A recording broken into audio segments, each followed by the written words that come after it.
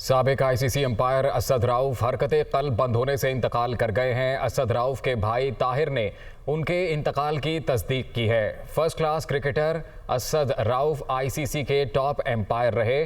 असद राउफ की नमाज जनाजा का ऐलान बाद में किया जाएगा। साबिक आईसीसी अंपायर असद राउफ हरकते कल्ब बंद होने से इंतकाल कर गए हैं। असद राउफ के भाई ताहिर ने उनके इंतकाल की तस्दीक की है।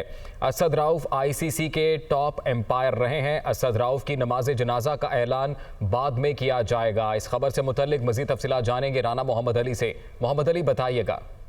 जी, साबिक ICC umpire first class cricketer भी रहे असद राउफ जोन से उनकी जो अचानक जो सी हरकतें कल बंद होने की वजह से इंतकाल की जो खबर थी उसमें उनके भाई ने उनकी तस्दीक की है। ताहिर की जानिब से ये कहा गया है कि वो लंडे बाजार से जब दुकान बंद करके निकले हैं तो आजकल वो दुकान कर रहे थे पुरानी अशिया की, जिसको आज भी कुछ देर कबल उन्होंने बंद किया, लेकिन घर जाते हुए रस्ते में सीने में तकलीफ महसूस हुई जो उनकी जान लेवा साबित हुई। उनके लिए उनको हॉस्पिटल मुंतकिल किया गया लेकिन वो जामबर नहीं हो सके।